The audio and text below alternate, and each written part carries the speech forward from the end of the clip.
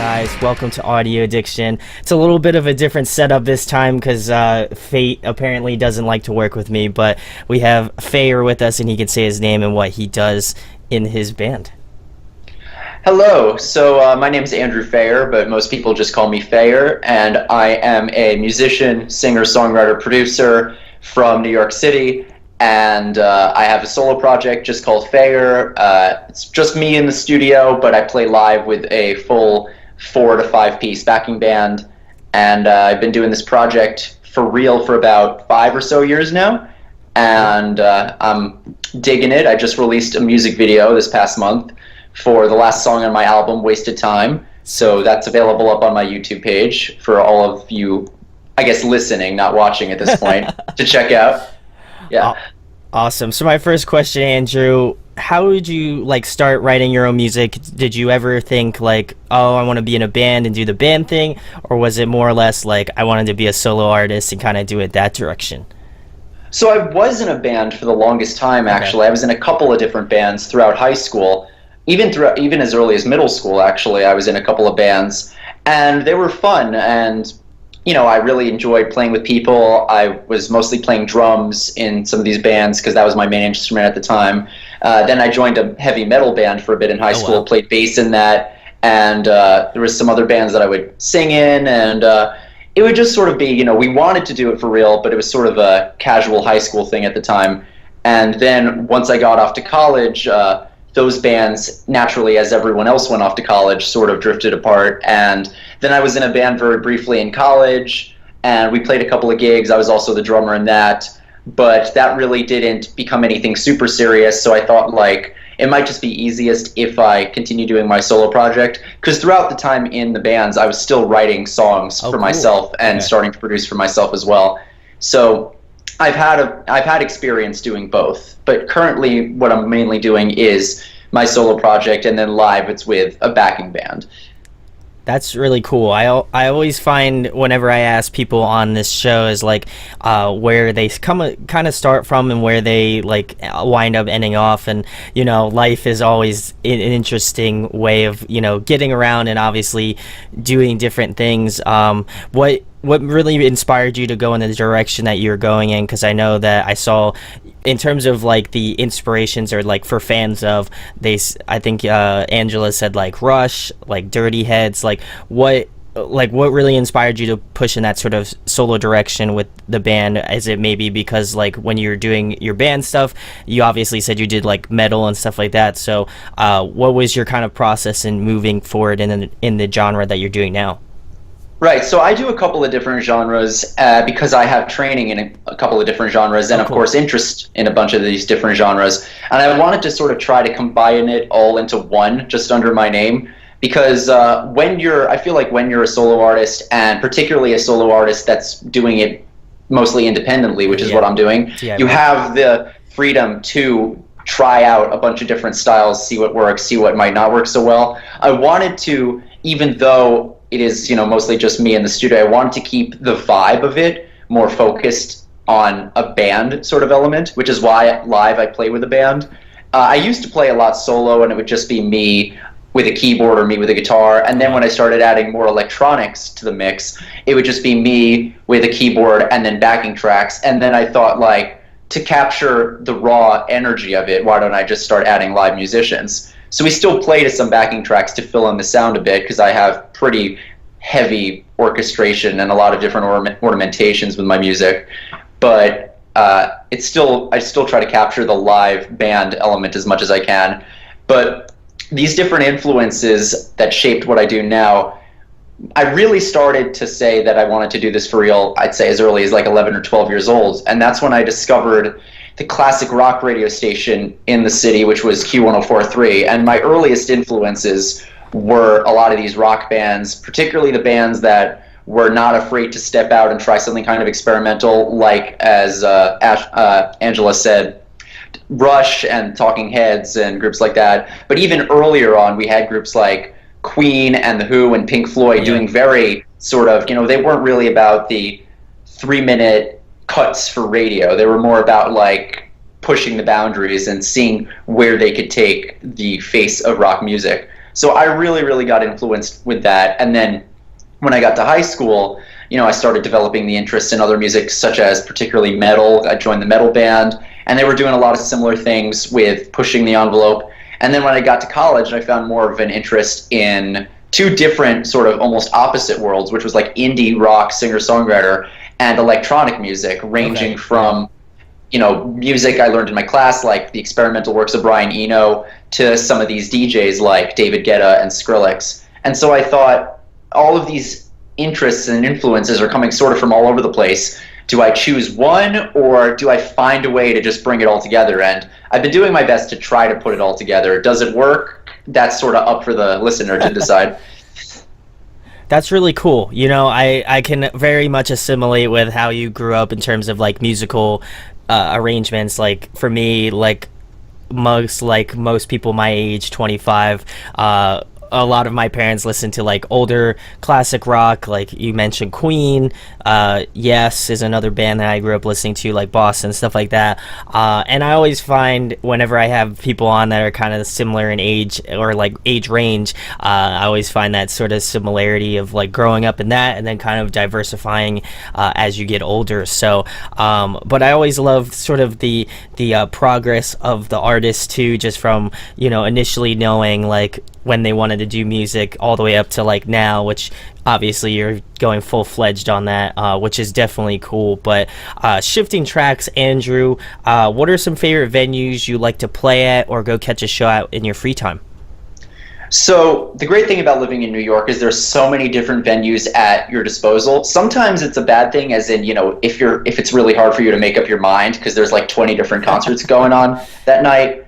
But my favorite spots to play so far, I recently, back in July, headlined the Mercury Lounge, which is a really cool spot downtown in the Lower East Side. I really enjoyed that. There's a bunch of really great Brooklyn venues that I performed at that I really liked, such as Silent Barn, which is unfortunately no longer there, and ones that still are there are Sunnyvale and the Knitting Factory. Those are really cool spots. In terms of indie small-scale shows, I really like to go to some of these newer venues such as Baby's All Right and Brooklyn Bazaar. You can usually catch really cool shows there. In terms of slightly larger shows, New York has great venues like Terminal 5 and Music Hall of Williamsburg, and of course you have Madison Square Garden, which in my time living in New York, I've never actually seen a show at MSG. I've only seen shows at like Barclays Center or the Izod Center in Jersey, but I've never actually been to MSG for a show. So, Elton John's on his last tour. I'd like to see him there, for example. Awesome. Yeah. I haven't been to a Madison Square Garden show either, but I hear it's awesome. One of my cousins lives like just outside the city, and he went to go see John Mayer. So I was, first of all, a little jealous because I love John Mayer, but also like I'd love to go see a show at Madison Square Garden. The only place that I've been to currently was I went to Gold Sounds pretty recently, and I enjoyed that in Brooklyn. That was really cool. But I definitely like to go to more shows since I live semi close to New York City, so that's definitely awesome. And I'll have to check out Brooklyn Bazaar because I've been hearing that name around too as well. But my next question, Andrew, kind of to follow up the venues that you like, what was the last show that you attended?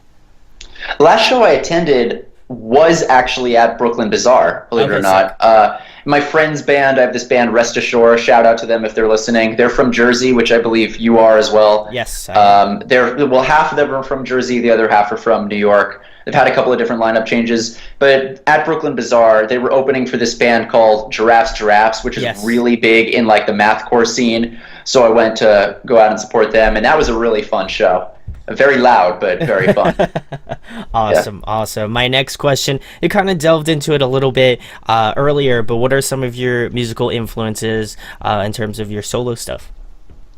So I'm really about, as I said, I have an interest in the rock band setting, but I also have a newfound interest in electronic music. So I've been trying to combine the two, and a lot of groups that I've been compared to that do combine the two are, more old school groups are like Talking Heads, Rush, and Nine Inch Nails, and more modern groups that sort of do the rock band but also the electronics are groups like Passion Pit and Churches and stuff like that.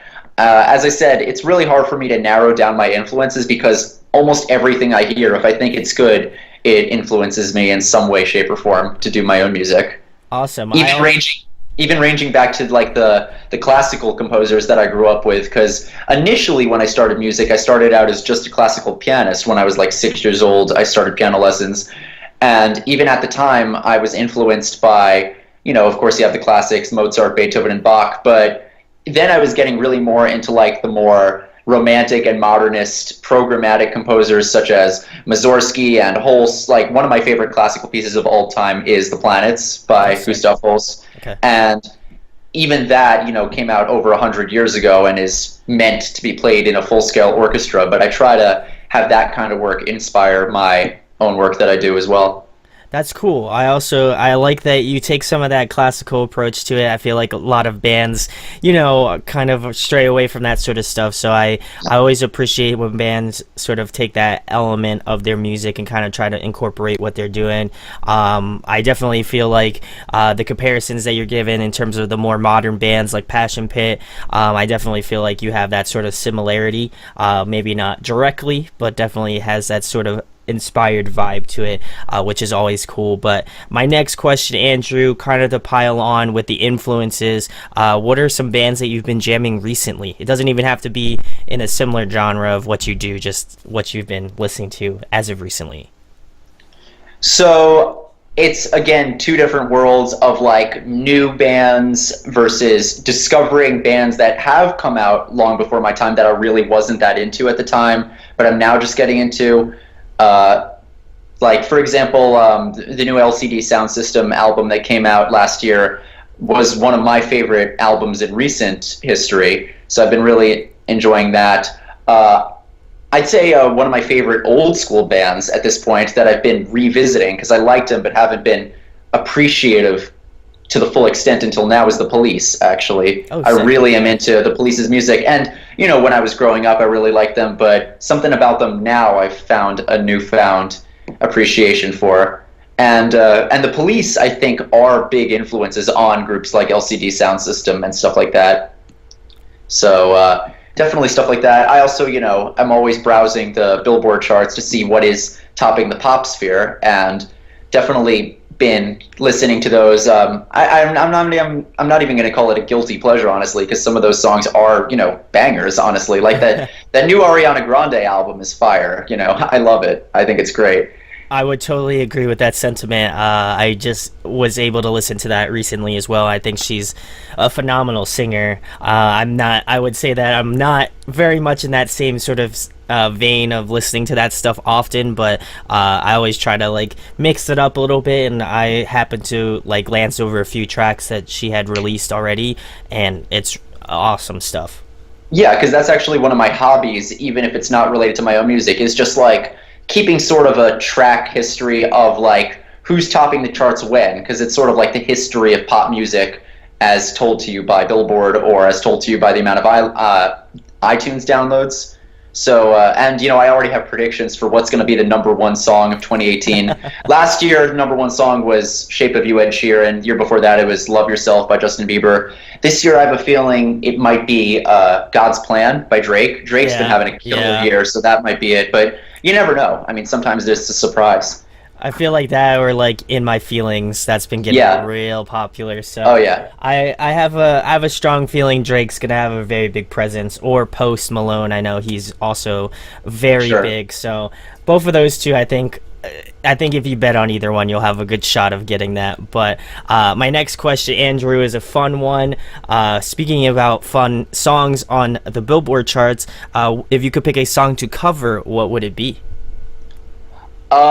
Probably the one I covered at my last show, which is Clint Eastwood by Gorillaz.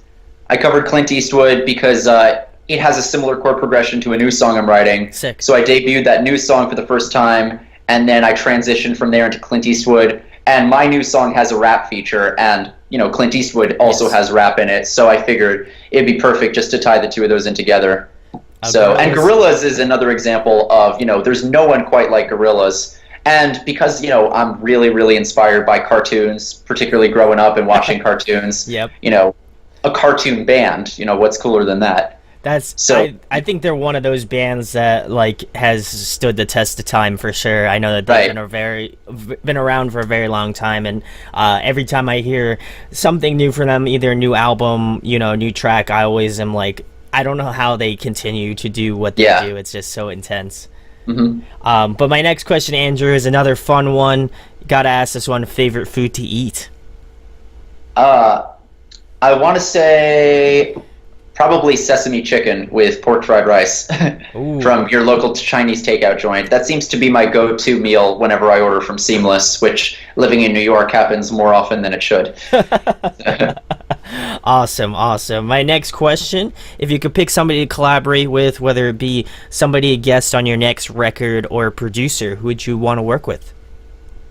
I really, really want to work with Grimes, I think. She Yeah. just has really creative, she has just this weird sense of creativity and doesn't like to set up boundaries with her own music. She as well also does a lot of styles, and her approach to music is just very interesting. She's not formally trained or anything. She's taught it all herself. And so because of the lack of formal training, she has her own way of going about things. So I think that she'd be a really interesting person to collaborate with. That would be quite the interesting mashup. But Mhm. hey, if Grimes, if you happen to be scrolling through the interwebs and watch Yeah. this, hit him up, hit him up. My next Please. question is: I know you play a lot of instruments, so if there was one that you could just master and be really proficient in, what would it be? Definitely the Keytar. I'd say it's become one of my signature props at this point. I usually save it for last at the end of my shows, but I bring it out and everybody's like, "Oh my god!"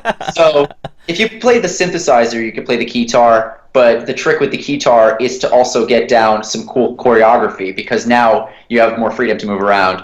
So that would definitely be the one instrument where if I had to throw the others away and just play one, it would be that one.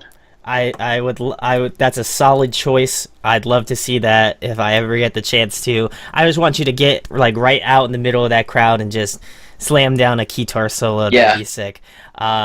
But my next question, Andrew, I am a massive nerd, so I always ask this question. I'm curious on your answer. If you could be a video game character, who'd you want to be? Well, actually, it's funny you should mention that because I'm working on another song. Not sure when it's going to be released because it's still in the works, but it's related to video game music, and the music video is actually going to involve me being sucked into a video game. That's More on so that sick. later when it's actually out. But I definitely would want to be. I mean, he's more of an anime character, but he's been in a lot of video games as Goku from Dragon Ball Z, the world's strongest. I think he'd just be, to have that much power, a power level over 9,000 would feel amazing. I love the reference. DBZ. I love. Thank you. I love a good Dragon Ball Z. I've been keeping up with the series as well. But I feel like a lot of people love DBZ. So if Yeah. you watch this whole interview, type in Goku in the comments. But Sure. my next question, Andrew, is another fun one. In terms of bands that you've seen live, who puts on a great live performance? Well, it's another thing where it's so hard to answer just one because there's so many great bands I've seen who all do something different and all have their own way of entertaining the crowd. But one of the best live shows I've been to in recent memory is Florence and the Machine, actually. Okay, cool. I saw her back at Barclays Center in 2016. Grimes was actually opening, Sick. strangely enough, and Florence just put on a really fantastic show. At one point, she asked all of the crowd to take off an article of clothing and swing it around in the air. Me and my friend, it was summertime, so we didn't have jackets or anything. We just had our shirts, so we figured, what the hell, just take off our shirts and wave them in the air. And that was a lot of fun. Yeah. Awesome. That was also my first time being not in, but close to the front row at a huge arena show. So that felt really special. You must have paid a pretty penny for that, I'm sure. Actually, not too much, Really? surprisingly. Okay.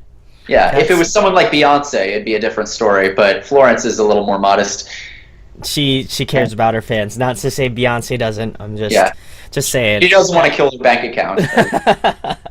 Well, that's cool because I don't think I've ever been to the point where I've seen like a large show and been on like the floor of a large show. So bucket list item for me to get at some point. I'd love to do that. But speaking about awesome live bands, if you could compile a dream tour, who would be on it?